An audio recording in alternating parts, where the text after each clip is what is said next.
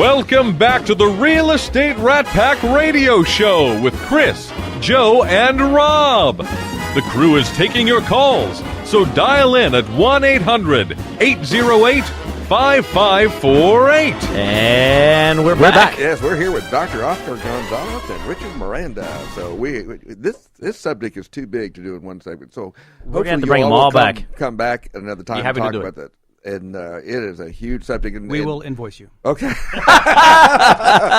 Well said. I could have said it better, right? We're going the wrong direction here, Rob. Yeah, really. In case you brought up a great point, is that talking about at the break, that there is a big difference. Latin America and Mexico, and they're all different. So kind of talk about that. Yeah, because and I'll ask Oscar and obviously you over here, but one of the things that we often see is that, especially with a lot of our colleagues out there, people are confused. People ask me all the time, and we're talking about this during the break right now. They're like, "So where's your wife from?" I'm like, "Oh, she's Mexican." They're like, "Is that appropriate to say?" Well, yeah, she's Mexican. There's nothing inappropriate about it, right? And so people get confused about, and a lot of different cultures have it, right? We just talk about. I'm talking about the Latin American culture right now, but you have a difference between what a Hispanic is and what a Latin American is, or from that specific country. Just like you have the same thing of individuals who are Indian descent who were born here versus their parents who come from India, for example. Not picking on any type of thing, but there are some things that go on, and there are some major differences associated with that. Oh, absolutely. Because I think most of the time people, especially people who immigrate to this country, they identify with their place of origin. And the term Hispanic is a U.S. government created number for the 1970 census to help identify things. Because I think back when I was a kid and we would mark those boxes, and all they had was white. And then, and my birth certificate says Mexican.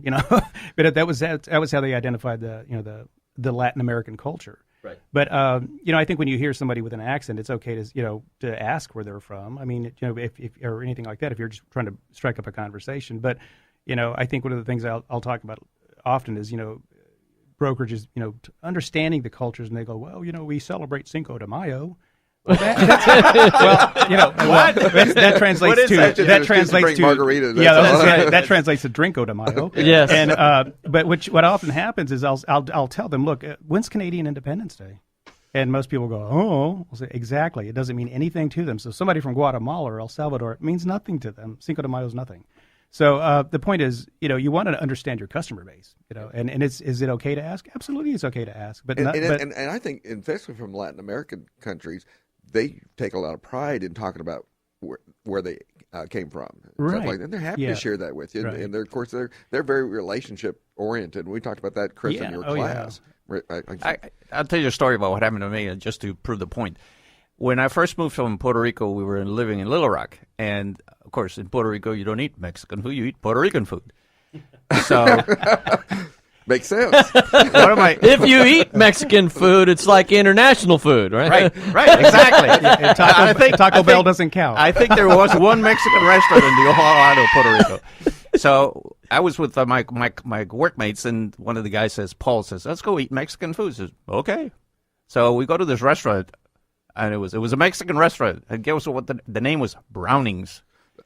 Yeah, Mexican restaurant with the name of Brownings. So I'm looking at the menu, and I'm going like, what the heck is all this Chef's name stuff? was Fuen. So I call the waiter, says, what is this? What is this? What is this? And Paul looks at me and says, what do you mean? You don't know what that stuff is?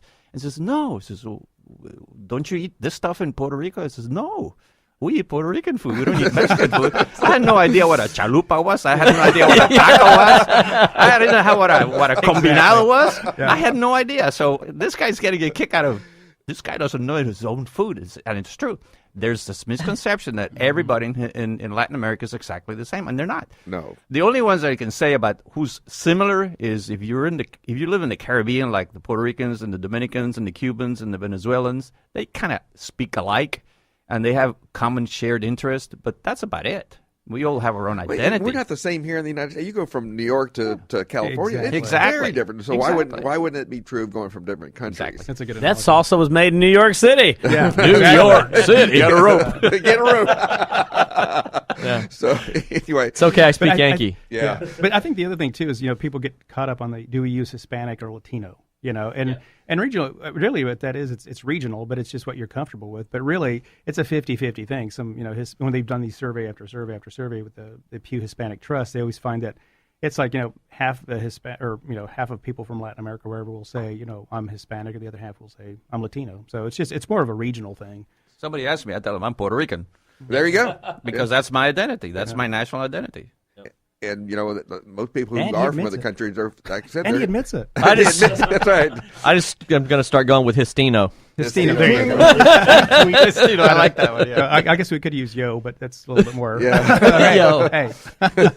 I don't care what you call me, as long as you don't call me late for happy hour. That's right. That's right. I think Histino has a better ring to it than Last Hispanic. The last Yeah. man, Well, if you ever, Paul Rodriguez had the comedian before George Lopez. He had a thing. He said, because I don't want to be part of any word that has panic in it. I get that. Yeah, that's good. Okay. So when you're talking around the country, what are the questions you've spoken international, I believe? Yes. And what are the questions you typically get asked in those environments where I know people come afterward and say, Oscar, tell me about this. Yeah, I think a lot of times it's understanding the process. They just want an education on the process. Now, and vice versa, it's like, outbound, us trying to understand how to do business in Mexico or in Russia or in China. And the dynamics are significantly different. I mean, the role of the realtor, what we saw in China, for example, the role of the real estate professional was more along the lines of salesmen at kiosks for cell phones, that kind of thing. A lot of they were people young. here think that about us, too, by the way. We're trying to change that. Yeah, so the perception of the industry is very different. They don't necessarily see, when you say realtor, that's an American thing. So it doesn't mean It's like going to Mexico. The notary is a big thing in Mexico. Oh, Yeah, notario. And I've had people come to here and say, well, where's the notary?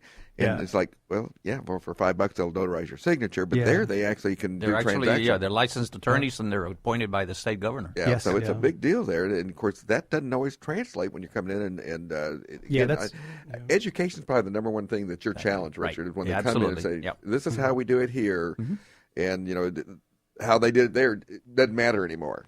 Right. They don't realize that the title company does what the notario does in Mexico. The title company will do here in Texas. So it's a whole different culture. Yeah, and I think in Texas it's illegal for someone to put or post on their, notario. It's illegal to say. They have to say notary. It has to be in English. Wow. To keep that To from keep the happening. confusion, yeah. Right, exactly. Yeah, check. Well, that makes a lot of sense because I've experienced that in the past, and then of course it was Right. an education process. And I've worked a lot with people from Mexico and South America both, and of course the ones I've had have all been highly educated. They were doctors and things Okay, like that. coming over to my house and help me set up that chair does not qualify as working with Mexicans, by the way. Oh, I did get to invoice you for that, That is true, you did not. but you did feed me. Yeah, but I think also, Richard said he moved to Little Rock, Arkansas. It was funny because I'd gone around the country and doing some, classes on diversity and understanding dynamics, and that was probably Alabama and Arkansas were the two. And I looked in the audience, and there was no Hispanics or anything in the audience, and I went, why are we doing this? And it's like, but they said, well, you know what? We know they're coming, so we want to make sure we understand. The Hispanics are coming. But it was interesting because I think they were more engaged. Arm to arm. They were more engaged about Oh, accommodating that's them than hilarious. anything else. I thought it was Well, really I interesting. think that's on everybody's radar screen right now because you were working with Better Homes and Gardens, Gary Green, and you brought on specifically about cultural diversity. Yes, yeah. And how to deal with it and how to partner with those agents who are from different cultures, and Right. of course then address the buyers and sellers who are of those cultures. And so, Right. you've been very successful at doing that. So I applaud you for that because that's thank you. a big Thanks. part of our business now. Yeah, we have 35 different languages that are spoken among our agents. Of 158, they're in the international division, and it crosses the whole spectrum. It's languages I've never even heard of. Well, the thing I love about Houston being, so culturally diverse and all is the food. Yeah, me too. Me too. And it shows them. That's the it most shows them my important waistline aspect. as well. Yes, I'm working on it, man. I tell you. Oscar, you were talking about demographics, and there's some tidbit of information that I think all these realtors out there should know. Foreign buyers purchased about $90 to $93 billion worth of property here in the U.S. start being And nice at you all. that's not a million. That's a billion with a B. And in Texas, most of the foreign buyers in Texas that are from Mexico purchased $11 billion worth of property in Texas alone. Wow. That's, if you look at it on a monthly basis, that's almost $1 billion worth of You know, a billion property here, a that they're billion there. purchasing Pretty here. soon you're talking about money. Carlos Slim doesn't count, though. I mean, we have to use we have to diversify, don't we? Yes, we are. Yes, we are. I think We have a call, don't we? We have a call coming in. Absolutely. We do have a call. Actually, we have Doris calling in. She has a question about buying property in Mexico. Doris, how you doing? Hi. Hey, how's it going, Doris? Do you have a question for us? We're running close to being out of time, so we want to make sure we get an Okay. answer. I just wanted to ask if is it okay to buy property in Mexico? That was my question. I could just hang up and listen to the answer. Yes. The answer is yes. You can buy it. If you buy it in the restricted zone, which is anywhere in the coast on the border, any foreigner, not just anybody from the U.S., but any foreigner, Canadian, European, would have to buy it through what they call a trust, a fideicomiso. But you actually own it outright. It's just that you have to surrender your title and put it in a bank vault, so to speak, and it's called a trust. But yes, the answer is you can purchase it. Yes, and so I think Doris, what she ended up doing is hanging up and listening to us, obviously. But one of the things, and Doris, I can tell you, living down there, yes, you can buy property in Mexico. There are certain restricted areas. Mainly those restricted areas are to the beach areas or to the ocean levels right there, and so you just have to make sure you get accommodated according to those. Yeah, earlier this year. Oh, I'm sorry, go ahead. Oh, I was just going to say, we're close to the end of the show. I want to make sure that our listeners, especially like folks like Doris there, who if they need questions answered, especially on this subject, to be able to get a hold of you guys. So be sure to give everybody your contact information so that they know how to reach out to y'all. Let's do our round robin right here. Let's start off with you. Let us know. Give us 30 seconds left. What would you like us to leave you with, and let us know how we can contact you. Best way to contact me is to call me on my office number. My number is 281-807-1874. That's 281-807-1874. If you want to email me at my name, richardpmiranda@gmail.com. That should be pretty easy to remember, richardpmiranda@gmail.com. How about you, Oscar? You can reach me at, probably the best way to reach me is online. Go to slideshare.net /Oscar Gonzales. That's OSCARGONZALES 35. And all my contact information and some of the statistics and graphs and charts that I talked about today are on there, so that you can download them and view them for yourself. That is awesome. You can also go to the Facebook page and find it on Facebook, where we'll post all that information out there. We always like to leave everybody and talk about a great quote, and Teresa Kennedy sent us a great quote today. It said, "You cannot carry around the baggage from yesterday and expect to have a good relationship today. You got to let it go."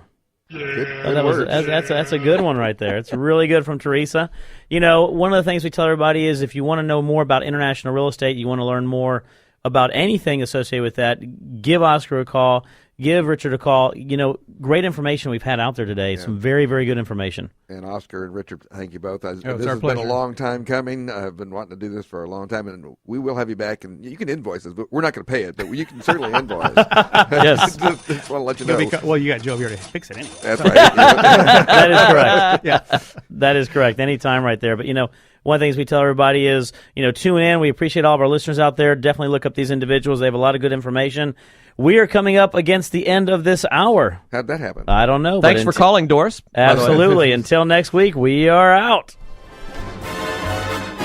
And you've been listening to the Real Estate Rat Pack. The question is, who's Frank, who's Sammy, who's Dean, and who's the other guy? Chris is Frank, I'm he's Dean. Dean, and I'm Sammy. Yes. That's right. Yeah. So tune in to the really big show every Saturday at 9 a.m. right here on 100.7 The Word, KKHT.